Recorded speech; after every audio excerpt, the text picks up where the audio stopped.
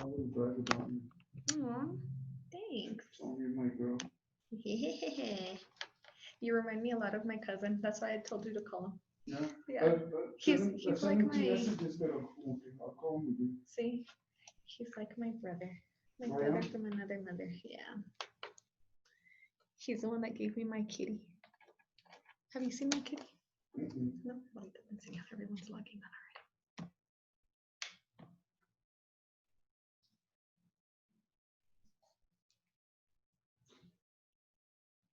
Hello.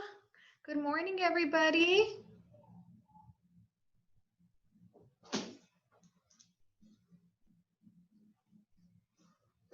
Good morning.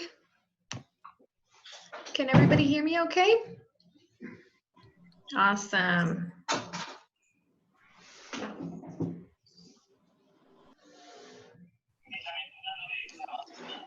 Good morning, everybody. How was everybody's weekend?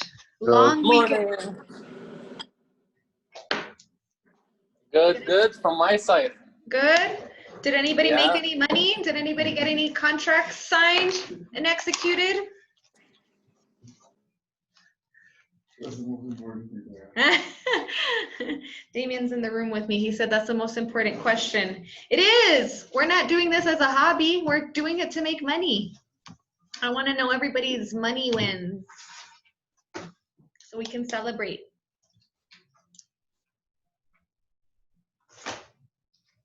Well, I hope you guys had an amazing weekend. I know it was a long weekend. I know I got a chance to hang out with the family. I hope you guys did too.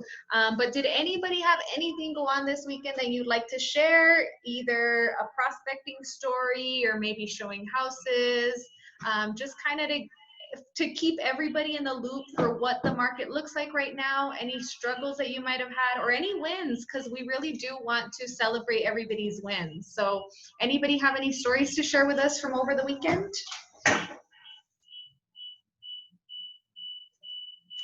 Nadie, calladitos. I saw Ethel's open house. Okay, nice. Yeah, it was really nice. Nice. How did your open house go, Ethel? It was better than other days. I had three people coming in. Yeah. It was. Okay. I was busy. Nice.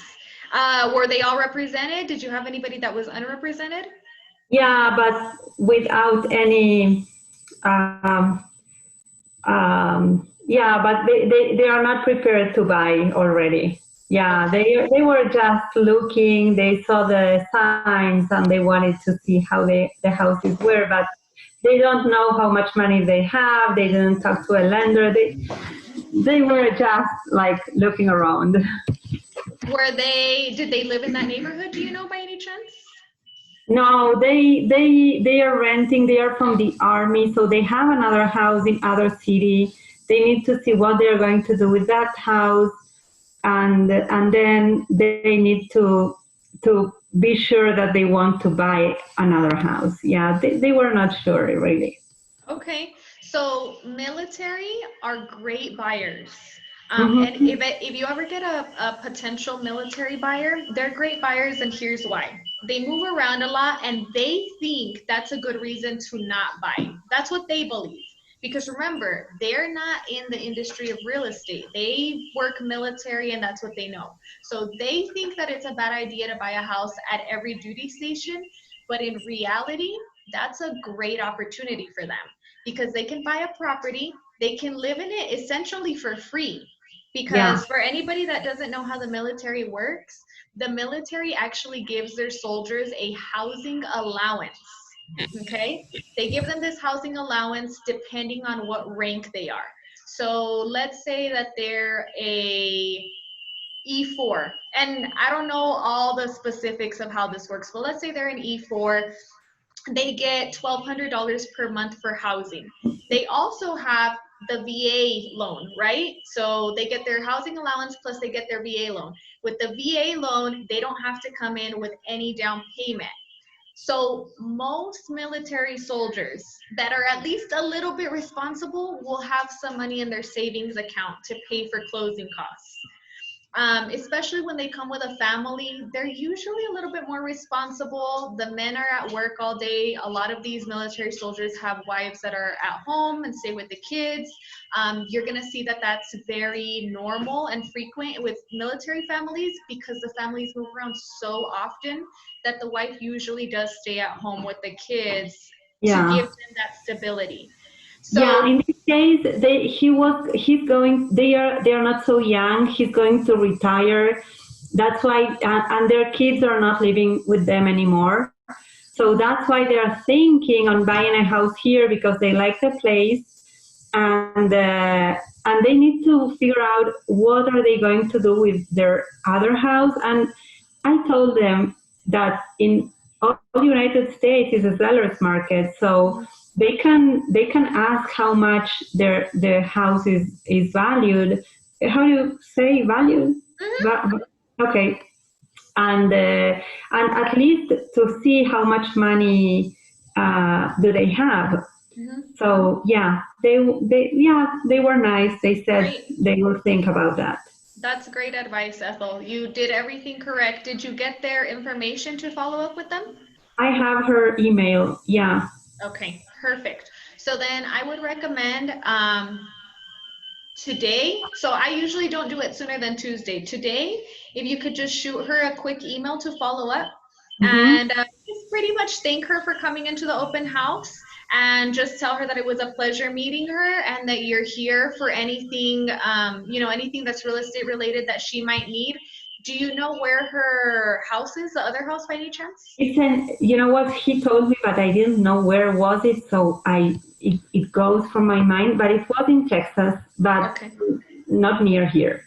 Okay, so another thing that you guys can do for anybody that doesn't know this is we can refer out clients not only in Texas but nationwide.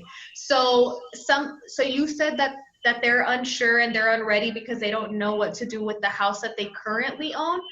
I would recommend that in that email, instead of just saying like, hey, it's me again, just wanted you to know that I'm here. We always want to add a little bit of value to our clients, as much value as we can add to them.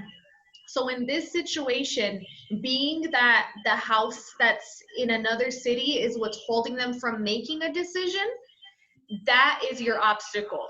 It's not how much money they have in the bank. It's not whether they want to buy or not. It's not whether they want to retire.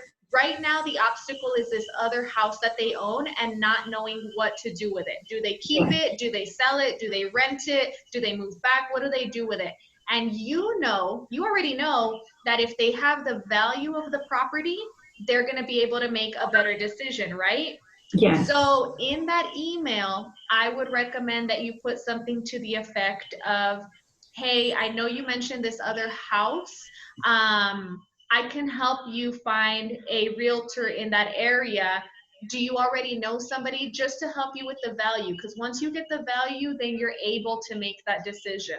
So don't let that lead go cold. That's a very good lead. El Paso is also, I want to say we're like top 10 or top 20 in retirement cities. We're actually becoming a retirement city. So the likeliness of them wanting to buy a house here is very high.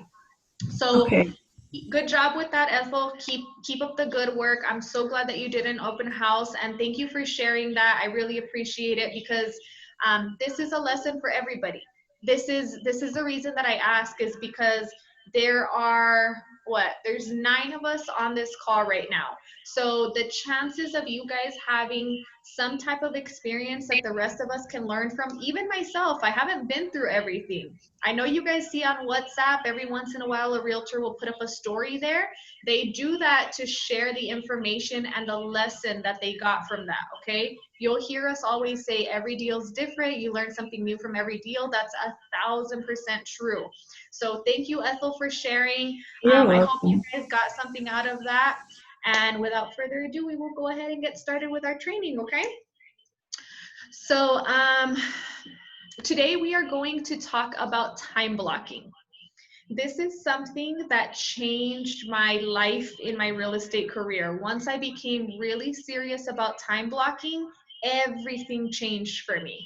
So does anybody know what time blocking is, first of all? Setting up a calendar slots.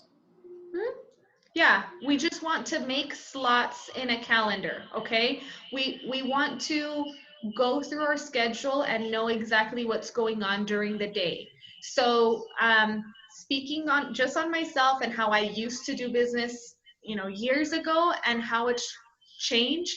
I used to wake up in the morning and I would do my morning routine, eat breakfast or whatever, but I didn't really have a set schedule to wake up.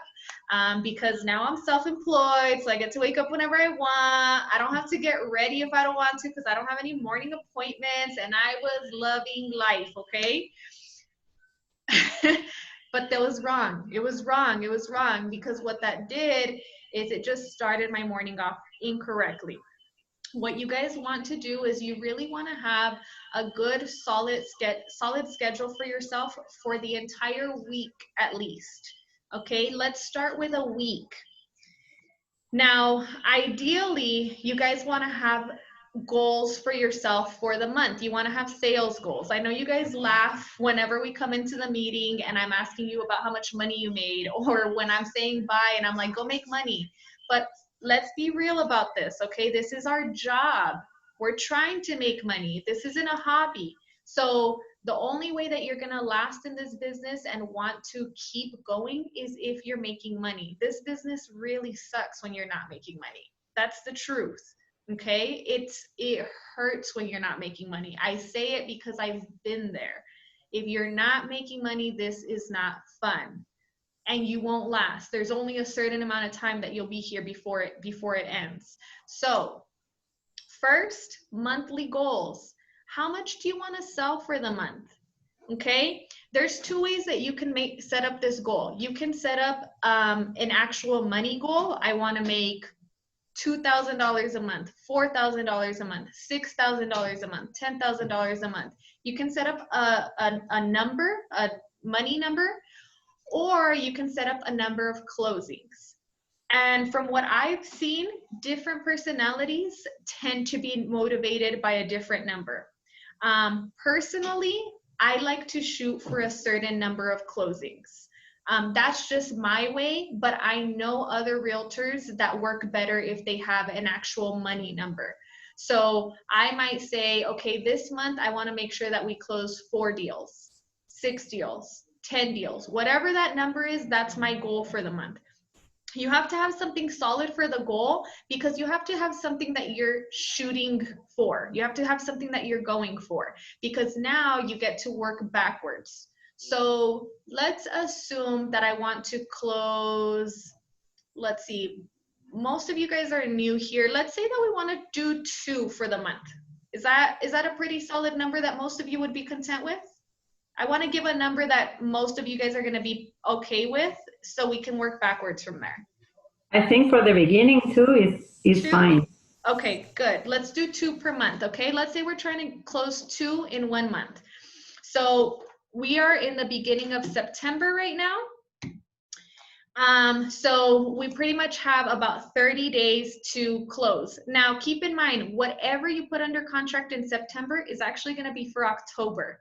So we are actually thinking right now I'm going to do a pretend goal setting with you. We're actually thinking about October. September is done. Whatever you have under contract is what you have under contract. You might get lucky and get a cash deal, a cash buyer that can close in a week or 2, but September is gone, guys. You should have prepared for September and August. So right now we're looking at October. And this is a good time to learn about this also because we have November and December coming up, and those are very expensive months for most of us, okay? So the sooner you get with the idea of programming and setting your goals, the better off you're going to be for November and December. So let's say we want to close 2 for the month of November. Well, I know if I'm tracking how many people I'm talking to, I typically want to talk to about 50 people if I want to close 1 deal. That's my average that I've come up with throughout the years. It could be more, it could be less, but you ideally want to talk to about 50 people. Now, that number can come down and be a lot smaller if the people that you're talking to are a lot more targeted. What do I mean by that? I mean open houses, okay? Open houses will get you a lot less traffic. So you might have anywhere from 3 to 6, 8 to 10 if you have a really good turnout at your open house. But the people that are walking in that door have some sort of motivation to buy a house. So automatically you can assume that about 80% of the people walking through that door are at least a warm lead, okay? So we're gonna be talking about scheduling, but I need you guys to understand my terminology also. So we have cold leads, we have warm leads, and we have hot leads. Does anybody know the difference between the three? I suppose that the hot leads are the guys that are approved, pre-approved, and they really want to buy a home. They made the decision. Mm-hmm. Good. What would you think the warm is? They want to, and maybe they didn't finish with all the things that they need to have to buy the house. Excuse me, I'm sorry. Yes. And the Yes. other one is like these guys that they are just looking around to see if they are going to buy a house. So I would actually put your open house example as a warm lead. Mm-hmm. They're going to be a warm lead because they kind of know they want to buy. They have an idea that they want to buy, but they're not really ready. They're not very solid on the decision. They need help making that decision.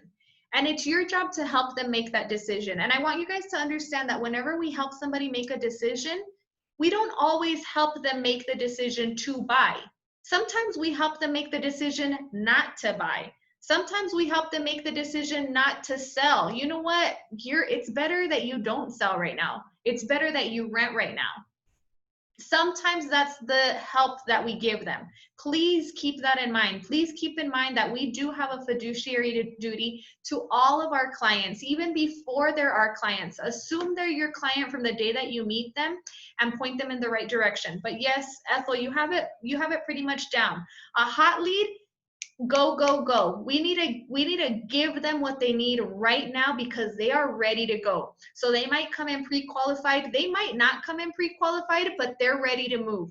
This is a lot of times we get clients that are pregnant. You ever get a client that's pregnant? They are ready to move. Don't take forever getting them what they need. They want to move before that baby's out, and they're serious about it. They have a timeline and they have a sense of urgency and they want to go. So that's your hot lead. Your warm lead, a little less sure. They know they want to do it, but they don't know how. If it's a seller, they're thinking about selling, but they're not sure if it's really the best option. It kind of depends on how much money they can make out of it, how long is it going to take them. So they're weighing their options, okay? They're kind of on the fence. And then a cold lead or even a dead lead, you'll hear these called cold leads or dead leads. They're done. You've already followed up with them 4 or 5 times. They're not answering. They're not responding. They're setting up appointments and not showing up. They're just not serious. Don't waste your time on these guys. There's plenty of these over here for you to spend your time on. Your time is very valuable, okay? And that's why we're doing this time blocking session, because I need you all to understand that your time is very, very, very valuable, okay? There's one thing in this life that's more valuable than anything, and it's time. Everybody's time is limited, okay? Money comes and money goes. We can make more money, but our time is extremely limited. That's why my pet peeve is people wasting my time. I really, really feel like we have to respect each other's time and our own time. It starts by respecting our own time. So now let's go back into the time blocking, okay? So we've set our goal for the month. We want to sell 2 homes in October. So we're working in September. Now, what does our week have to look like? So if I said we have to have 50 leads in order to have one closing, that means we have to talk to about 100 people in order to have one closing, correct? So what's 100 divided by 25 by 4? 25, ¿verdad? So we have to talk to about 25 people per week. So now we've broken that down. We've broken our goal down to a week. Well, if we have to talk to 25 people per week, what if we were working a 5-day schedule? Now, realistically, we all know that we work every day, okay? There's something that you're gonna have to do every day. The more business goes, the more you're gonna have to do. And you can try to take, you know, a weekend off or a day off here or there. And I do recommend that you do it. I definitely recommend that you do it because you don't wanna get overworked. But let's assume right now we're working 5 days, okay? Just to keep it simple. If we're working 5 days, and I wanna share my screen with you so you see exactly what I'm going through. I don't want you guys to miss this.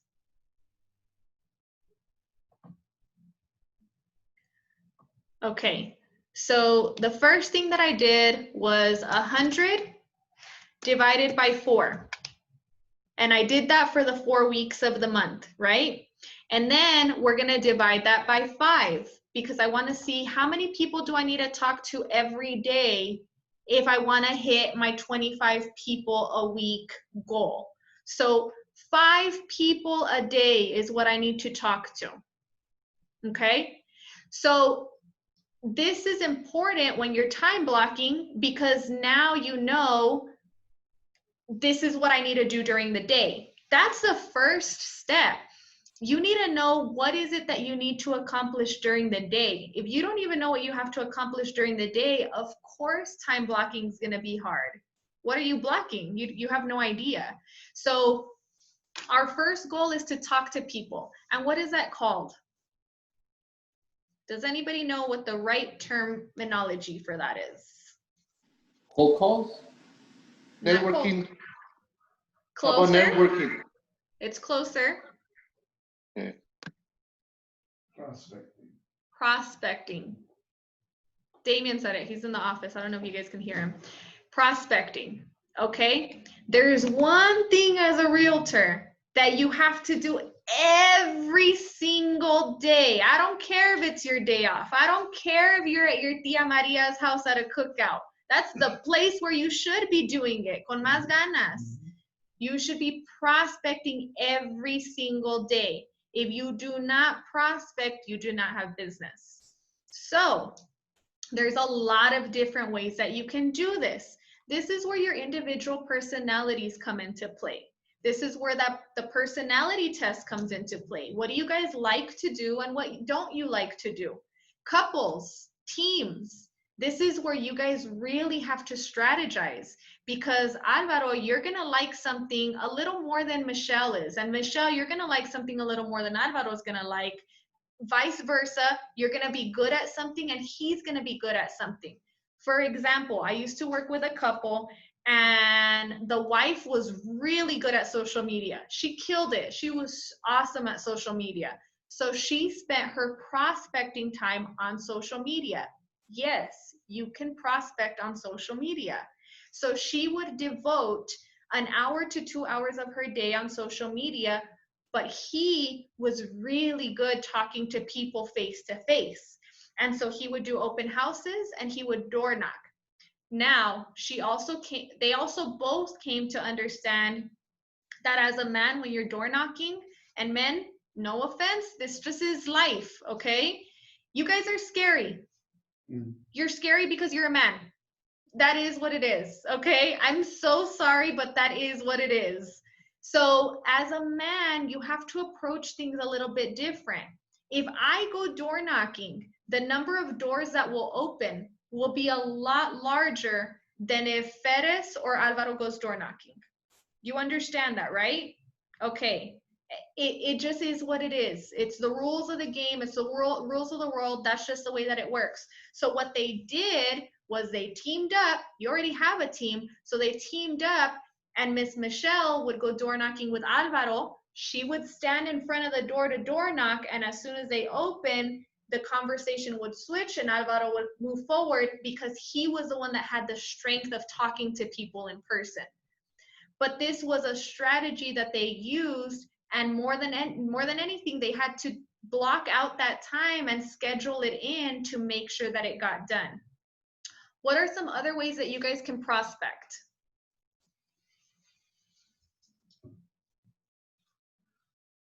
Flyers, business cards at restaurants or retail properties. Flyers, business cards, okay. What else? I don't know how it works, but sending information by mail. You can send information by mail, yes, ma'am. That's called direct campaigning. That's definitely a way to prospect. What about, what are some ways that we can prospect without spending too much money? And I do want to talk about that because most of you are new, so you want to be very particular about where you spend your money. Direct mail campaign, that's a great way to prospect, but it also is very expensive. Okay, because you're mailing out, you have to pay for the stamps, you have to pay for the paper, the envelopes.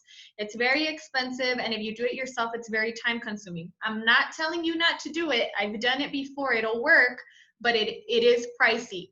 Flyers, a little bit less pricey, but you have to be able to link up with the right businesses that'll allow you to leave these flyers, because some of these places will tell you, yeah, go ahead and leave them there, and the second you walk out, they throw them in the trash. And again, it's a waste of time and money. So what are some ways that we can prospect without wasting our time and our efforts, and maybe something that's a little more conservative when it comes to how much we're spending? You had said it before, Ferris. Cold calls. Cold calling. Cold calling. Okay, so cold calling is basically just picking up the phone and calling people. Cold calling actually specifically refers to calling people that you don't know, but being that we're all new and we're really just kind of learning right now, I would say start with calling your sphere of influence. So it's not an actual cold call because you actually do know who's on the other side of the line and they know you. But this is a really good way for you guys to be able to just reach out and let people know, hey, you know, this is what I do. And if you're making 5 calls a day, how quickly do you think you can make those calls? I mean, since I know them, it'll take time. Yeah, it depends on how friendly they are. Exactly, Maybe 2 hours. Yes. Okay, good. And I like that answer because it's very honest and it's very true. So I used to have a coach that would tell me, call your sphere of influence and they should all take 5 minutes. And I would tell him, I don't know who you talk to, but I don't talk to anybody in 5 minutes. Like, it's not my way of communicating, but it's okay. What I did do was I would call and I came up with more than anything, you guys have to track your systems. I can tell you what works for me and I can tell you how much time something takes for me or what works for me, but it's gonna be different for you. That's why I bring up the door knocking. I used to door knock and I would track, if I knocked 100 doors, how many leads would I get? But I can guarantee you, if Alvaro or Ferris goes, their numbers are gonna look different than mine, just because they're men. So you have to track your own so that you can come back later, and when you're scheduling in, you know exactly how much time to schedule. Now, Ethel mentioned, you know, some people you talk to a little bit longer than others. Yes, and you also want to make sure that you stay on schedule. So what I typically schedule when I'm doing phone calls is 15 minutes per call if I'm prospecting. That for me is a sweet spot. Some people I'll get off the phone a little bit quicker. Men typically, for some reason, they usually don't talk as long. There are some men that'll talk a little bit longer, but you know, usually I can get off the phone with them in about 10 minutes. And then some ladies, I usually stay on the phone with them a little bit longer. And this is important for you guys to know because there's always going to be an exception to the rule. Not every man and every woman is exactly the same, but there are patterns within men and within women that are different. There are patterns within people between the age of 20 to 30 that are going to be different for people within the age of 40 to 50, right? And you have to recognize these patterns and become very aware of who you're speaking to. So now, I've given myself the goal of talking to 5 people while prospecting. Again, there's no right or wrong way to do this. The only wrong way to do it is if you don't do it. So, how are you going to prospect at least 5 people per day? We can do a direct phone call. And I'm going to give you the script right now for anybody that doesn't know what to say whenever you're calling your sphere of influence. And who's your sphere of influence? Friends, family, Friends? Yeah. Friends, family, friends of the family. Yeah. Friends of friends, ex-coworkers. Guys, a lot of you have a lot of experience before you became realtors. You know, you have coworkers that you used to talk to that were excited about you becoming a realtor. So give them a call, see how they're doing, see how their family's doing, okay? So we already went over the Ford training, and most of you were there for that. So that when you call your sphere of influence, the first thing that you do is you run Ford, okay? You run Ford. So, hey, how's your family? How's your occupation? Recreation? Have you guys done anything for fun? How's quarantine treating you? Are you quarantined? And then dream or destination. Where do you want to go after this whole COVID situation's done? Are you guys planning on, doing anything special? So you run through Ford. That's a training I've already done. So if you haven't seen it, it's on YouTube. Go into the Ford networking training. So that's going to be the first portion of what you say. You're going to catch up with your people, and then before you finish the call, because they're wondering, what are you calling about? Hey, what's up? What do you have for me? Why'd you call? I mean, it's nice catching up, but what's up? All right, well, it was nice catching up. We went through all of that. Hey, I was just calling to let you know right now it's a hot seller's market. Every seller is getting every penny for their house that they deserve. I just wanted to see if by any chance you know anybody that might be thinking about selling, because they'll love you for turning them on to this. You know what? Not right now. I don't have anybody. That's okay. No worries. No worries. I just wanted to put that information out to you in case you or anybody else was thinking about selling, because it's just an opportunity. So we always want to give something of value before asking for something in return. Essentially, what we're asking for is business. Okay. When we make these calls, we're asking for business, either from the person that's on the other line or from somebody that they know. Or you could say, hey, I just was calling to let you know that the interest rates are still really, really low. Buyers are coming out of pocket with a lot less for their down payment, or whatever it is that you're going to say. Interest rates is probably what I would say. So if you're talking to a potential seller, talk about the seller's market. If you're talking to a potential buyer, talk about your interest rates. And from there, that's it. You just leave them alone. Now, another thing to keep in mind is you're going to get a lot of no's before you get a yes. So what I used to do, door knocking, because door knocking is one of those things that takes a lot of time. Sometimes it's hot outside, your feet get tired. So whatever it is for you that you need that extra motivation on, give yourself, instead of giving yourself a goal for somebody to say yes, give yourself a goal for a certain number of people to say no. For example, if you are cold calling, I want 4 no's today. I'm waiting for 4 no's. That's my goal. Why? Because it's going to make it a lot easier for you to keep going, because most people are going to give you a no. You have to understand that, and you have to be okay with that. If you're not okay with the rejection, if you're not okay with the no, being in sales is going to be very, very, very difficult. So get okay with it. Do whatever you have to do to get okay with it. For me, it was setting a goal for the no's instead of the yes.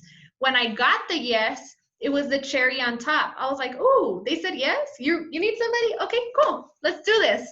But usually I was looking for the no. So, okay, I'm down to 2 no's, 3 no's, 10 no's, 25 no's, 80 no's. It's okay. You're going to get a lot of no's. So, all right. So we've done that. Now, when would be the best time to prospect? Because we need to time block this. So we know what we got to do now, but when do we have to do it? 10 to 4? 10 to 4? To talk to 5 people? Oh, 10 to 12 before lunch. So you think about 2 hours, 10 to 12? What does everybody else think? Does everyone agree with that? 2 hours to talk to 5 people? Not More. yes, no, More or maybe. less, I think it can be. When would you do it? If you're doing 2 hours of phone calls, at what time would you do it? I think this time after school. After school? Okay. So you would do it during the week? During the week. Okay. Well, the weekend too. It can be. Okay, week or weekend, but you would do it after school. FedEx? Yeah, because I think the parents are working or they are looking to their kids if they're at home. Okay. Okay. I wouldn't. I wouldn't. Those are good guesses though. I did try that. And here, and the reason that I ask is just kind of out of curiosity because I went through this process. Okay. I don't ever tell you anything that I haven't tried myself. And I would do that too. I would think, well, after school, you know, that's when everyone's getting home, X, Y, and Z.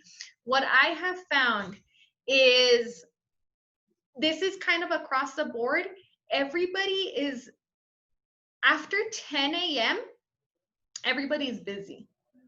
10 a.m. hits and stuff gets thrown at you. What does that person need? My kid's nurse is calling me from school. My husband needs the routing number from the bank. I don't know why he didn't take it with him. I told him about this last night. Oh, my boss just walked into the door and they're asking for this, this, and that. Just like we have to remember that most people have like a regular work day. And we actually have to put ourselves into that rhythm of having a regular work day. I think that's kind of hard when you first become a realtor because you're excited about having your own schedule. At least I was. I speak for myself on this. For some people don't struggle with this. I know plenty of people that didn't, but some people do because we go from working. I worked restaurant businesses before this, so I would get out really, really late, and then I would wake up really late. So I never woke up at like 9 in the morning. I would wake up at like 10 or 11. I would go into work at 3 o'clock sometimes, and then get out at like midnight. So my schedule was very off. But you have to transition your schedule into more of a 9 to 5. You have to do it. You don't have to do it from one day to the next, because remember, your body has a natural rhythm and routine already. So don't try to do it from one day to the next. If you're used to waking up at 11 or 12, no judgment, because I would still wake up at 11 or 12 if I could, like seriously. But you have to little by little train your body to start waking up earlier and to be available during office hours. Why? Why do we need to be available during office hours? Because everybody is working at that time and they are like aware, or it's the time where everybody is open to talk to people, to work, to talk to the bank, to talk to the lenders and whatever. That's when business gets done. What I said after school is, now that the kids are studying at home, if they are at school, of course, between 8 to 3, I think is the best time. But now, at least this is what happened with the people that I know. They are so, they need to see if the kids are online, if they are with the teachers and all that kind of thing. That's why I said after school nowadays. And you know what? Yeah, you're not completely wrong either, because there are some people now, especially if they're in your sphere of influence, there are some people that are easier to get a hold of in the evening or even at night than they are during the day.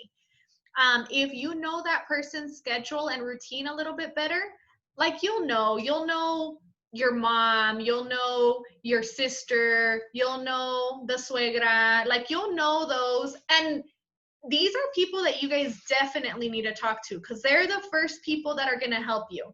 Okay, they might be a little annoying sometimes, but they will be the first people to send you referrals. Like, you just need to tell them, hey, I just need people to talk to. You know, you can call them. When I first started, I literally asked my parents, like, can I just have 5 contacts out of your phone book? Like 5 people. Pues quien te doy? Whoever, it doesn't matter. A coworker, an ex-coworker, somebody that I don't have in my phone book. And so they gave me a few people, and I reached out, and those people, now they're going to give you other people also, because you come highly recommended, just because you know, just because that's your mom, or that's your suegra, or that's your brother-in-law, or whatever. But okay, let's go back into, we're sidetracking. Let's go back into your schedule. So we're doing 5, we're prospecting for 5 people a day. I would recommend you guys do it first thing in the morning. And the reason why is because when you are so new, the only thing that you need to worry about is getting clients. There's nothing else for you to worry about. Are any of you guys working like 5 to 6 deals right now? Probably not. So what else are you doing? Without the lead, without prospecting, there's nothing else to do. Now you start working the lead, the prospecting, so that you can get leads, so that you can get business.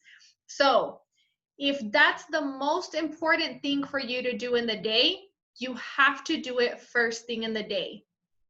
Regardless of what everybody else's schedule looks like, get that done during the day.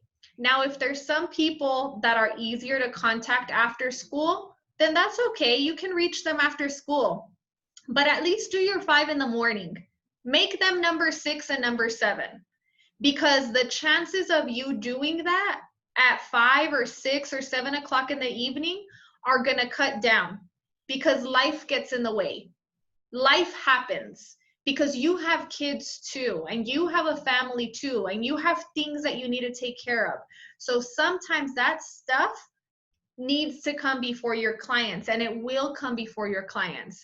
But first thing in the morning, we are at work just like everybody else. Call it whatever you want to call it. You don't have to call it a job. You can call it whatever you want to call it. But first thing in the morning, you need to do your business, and your business is prospecting. That's it. So I'm going to give you guys a time blocking schedule for this week to try out. We're already on Tuesday, so we've already missed Monday and Tuesday. Okay, we only need to do this Wednesday, Thursday, and Friday. You guys are going to try it for 3 days, and next week I want to know how it goes for you. Okay, do your best to make it happen. So Mondays, I'm gonna give you what the whole week looks like. That way you guys have it already, and you guys just go ahead and start on Wednesday. Okay, if you can start today, cool. So Monday is your follow-up day. Monday is very administrative, and it's follow-up. So any deals that you are working, if you do have anything that's pending right now, make sure that you're very clear on the status of this deal. Where is it at? Do we have inspections done? Do we have the appraisal? What does title need from me? What does the lender need from me? What's the other agent up to? You need to know exactly what the status of this deal is on Monday. If there's anything that you need to get for this, you need to schedule it in and get it done as soon as possible. If it doesn't get done on Monday, make sure it gets done on Tuesday. So Tuesday, Monday, honestly, I don't even prospect on Monday. Monday for everybody is a very hectic day. For all the people that go back into the office or go back to work, Monday's a hectic day. For anybody that works restaurants or retail, Monday is their day to like catch their breath.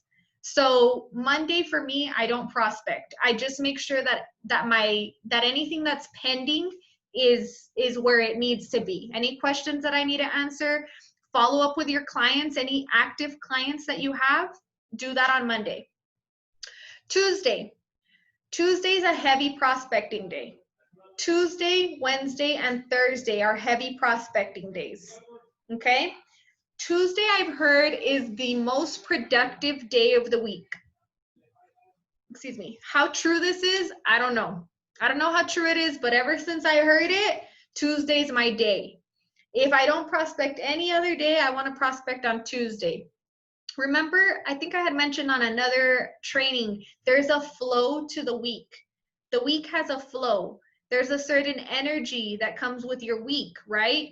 Friday is like party, like, it's Friday. There's memes. Es viernes y el cuerpo lo sabe. You guys have heard this. There's truth to it, okay? It's the energy that's in the air. So weekends is a lot for the family, but Tuesday through Thursday, prospect as much as you can, okay? So from 9 to 11, Tuesday through Thursday, block your prospecting time. Tuesday through Thursday, 9 to 11. Give yourself those 2 hours to prospect. How you choose to prospect is up to you. But next week, I want to know what you guys did. We all want to know because we're all going to learn from each other, okay? And everyone's going to have their creative ways of doing it, but you have to talk to at least 5 people per day. Something that I told one of the guys recently was take business cards with you. For anybody that's working another job, keep business cards on you. So I gave him the task of holding 5 business cards per day. And he has another full-time job working retail. So I told him, when you go to work, make sure you get rid of those 5 business cards. You should be able to talk to at least 5 people and hand that business card out to people. Now remember, business cards don't make you a lot of money. They really don't. So, but it's the fact that you had the opportunity to talk to them and you're learning and programming how to prospect, okay? You have to get to the point that you do it without thinking about it. I'll go to the corner store and give my business card. When I eat out, I'll give my business card to the server. I give my business card to the people that change my tires. I give my business card to everybody. I don't think about it anymore. But initially, you do have to think about it and you have to train your mind. A lot of this is just us programming ourselves. So Tuesday through Thursday, 9 to 11, we're going to prospect. Friday, social media day. Friday, social media day. Figure out what you're going to post on social media for the weekend. Okay? Post something on Friday. You have to post something on Friday. If you're not posting something on Friday, you're missing a huge opportunity. Please post something on Friday. If you need help, if you really can't come up with something, call me or Anaí. Hit us up on WhatsApp. Hey, I'm really struggling and I don't know what to post. Okay, we'll give you some ideas. It's simple, but it does take time and thought and effort, and you have to get used to it just like anything else. But what matters is that you try. It can be as simple as posting a listing. Remember, you guys can post listings that are not yours. So please don't use that as an excuse. So pretend like the most beautiful listing on the MLS is yours. How would you present it to the world on Facebook or social media? And then do it. The only thing you need to add on the bottom, LA for listing agent, and then that person's name and brokerage. You have to add that in there so that you're not in violation of TREC rules. But other than that, just put it out there as if it was your own listing, okay? What's the worst thing that can happen? Seriously, what's the worst thing that can happen? Somebody might message you about it. They might ask you for the price. They might ask you for more information. It's kind of like hosting an open house. Most people are not gonna come and tell you they're ready to buy this house and how much is it and I want to, but they will know that you sell houses and that you have inventory now, and they're more likely to talk to you about real estate. Okay, so Friday, post something, and I would recommend that you post it between the hours of 12 and 7. You know what? That's too big of a lapse. Do it between 12 and 1 p.m. or do it between 5 and 7 p.m. Okay? This is what I mean by time blocking. So schedule this in. You're either going to post Friday from 12 to 1 or you're going to post Friday from 5 to 7. I'm on social media, guys. I know if you do it or not. Okay? And you guys friend each other and support each other. When we go in there and like and comment, okay, I try to give you guys a little like or a comment. I know you guys see Anaí does it too. There's a reason for that. Social media, it's a whole nother thing that we can get into, but there's an algorithm. And basically what that means is there's a formula that they use to promote your post and put it on the top of the page. If it's on the top of the page, what happens? More people see it. We want our post to be at the top of the page, always, so that more people can see it, because this is free advertising. Now think about it. What if you get so good at social media and now you have 30,000 followers? Do you think that you're ever going to have to door knock again? Do you think that you'll ever have to do an open house again? Cold call? Never. Never. You'll never have to do it again, because now you're speaking to 20,000 people at one time. So I'm not saying become a social media guru overnight. It takes time. I've been working on my social media for years and I have like 1,000 followers, which to me is a lot.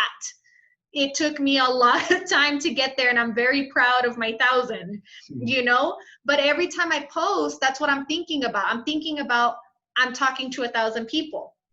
And in reality, you're not talking to 1,000 people, because not everybody's on there and speaking to you, but you're at least putting your information out there.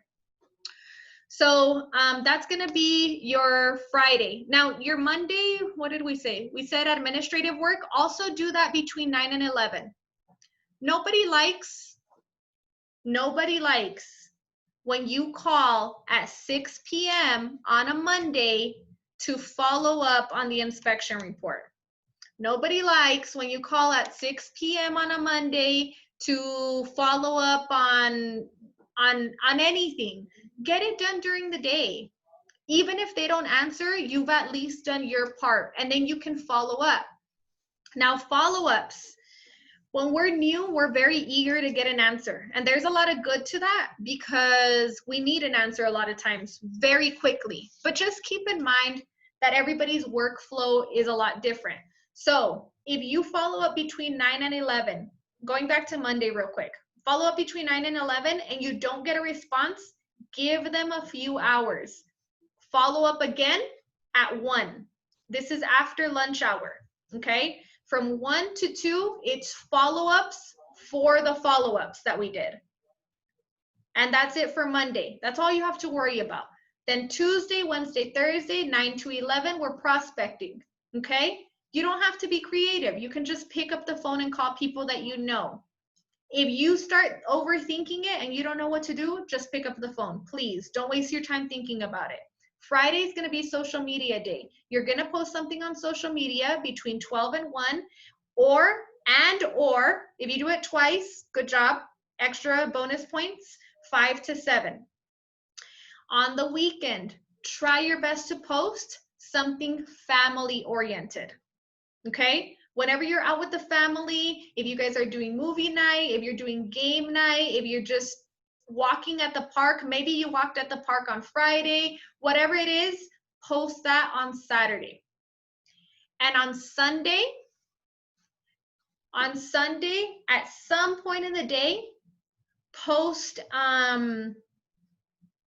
for those of you that are spiritual, post something spiritual. Not religious, spiritual, okay? You can have whatever religion you want to have. That's okay. Post something spiritual, something that's not biased to your religion. or post something motivational, something peaceful, some kind of words of advice that have nothing to do with real estate. Okay? Now, this is typically the schedule that I run on. And so again, I give you this as a blueprint, but it's not the right way. You know what I mean? Like, this is what I have come up with for myself that works. So if I'm giving it to you, it's because I'm assuming that you really don't have the blueprint right now. Play with it. That might not be your blueprint, but try it and see how it works for you. And then you tweak it little by little, you tweak it and make your own. Just like when I did the buyer's presentation, that was not originally my buyer's presentation. That was somebody else's buyer's presentation. And I tweaked it until it became mine. Okay? But what's important right now is that you guys have a starting point. So you have this starting point, you have the blueprint, you know what to do. Now just go out and do it. One last thing, you all have to get the Google Calendar app. Okay?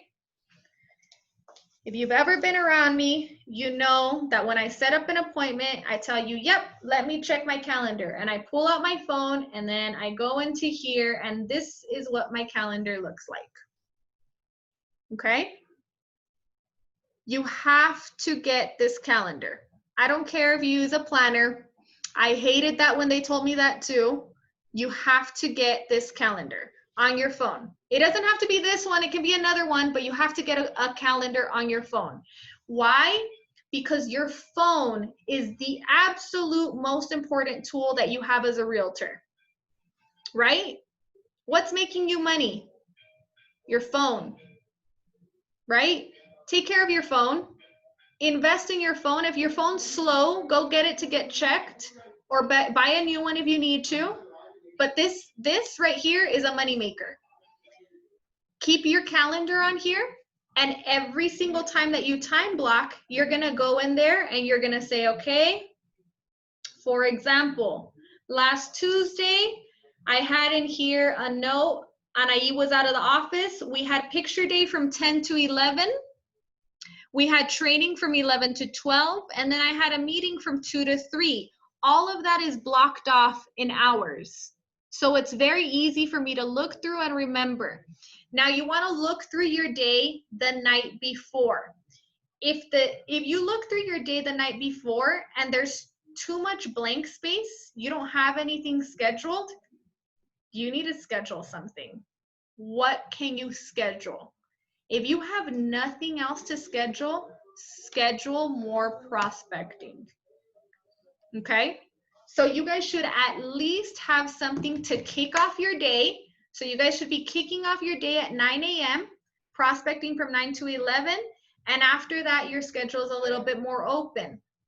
We have lives also outside of real estate. Maybe you need to go to the grocery store. Maybe you need to do laundry. Maybe you need to pick up the kids from the babysitter. Whatever it is, it needs to be in your calendar because you need to block that time off. Don't assume that you're going to prospect at 4 o'clock if that's the hour that you plan on going to the grocery store. Now, are you going to the grocery store to prospect or are you going to the grocery store to buy groceries? Maybe a little bit of both, but you're really there to buy groceries. So block that time off. For anybody that is married, I recommend that you have your spouse get the calendar also. That way you guys can also be on the same schedule.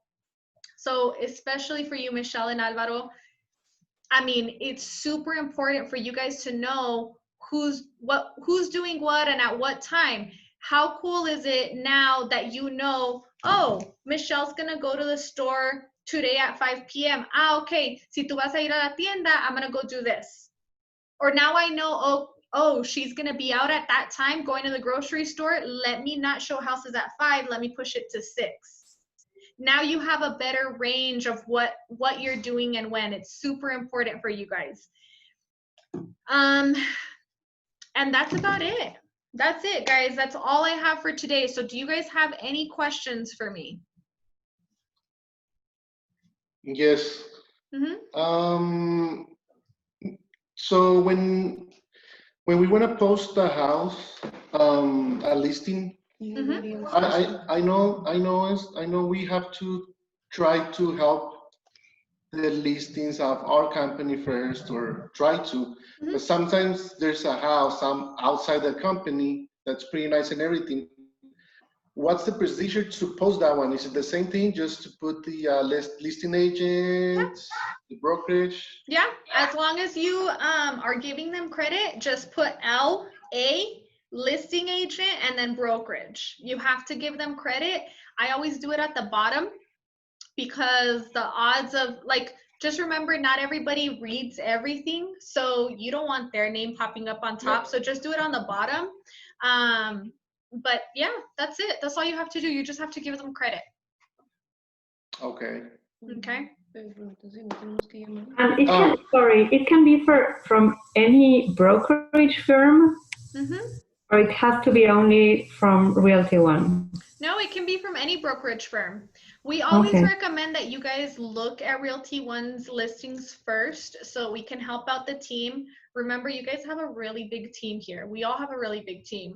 There's about 100 of us. So, excuse me. So whenever you have a good listing agent within your company that you're using their listings for, like, they appreciate it. They do. And you want to have, you want to have good relationships with other realtors. So honestly, I have good relationships with other realtors and other companies. It's never hurt me. If you want to step outside the brokerage, it's okay to show other people's listings also, especially, and I would recommend this, if you guys have, let's say you guys have a warm lead on social media, if you can get a gauge of time when they're on social media. So for example, let's say I have a potential client and they're messaging me on Facebook and they're telling me, hey, I'm thinking about buying a house, but I'm not too sure yet. And I know that they live on the west side. I also know that they work at Walmart. So I have enough information to know more or less where they're going to want their home and more or less how much they're going to be able to afford. Maybe like a starter home on the west side, something 150. I'll post it. I'll post stuff sometimes specific for a lead. They might see it, they might not, but I know if they see it, they're going to want to ask me questions.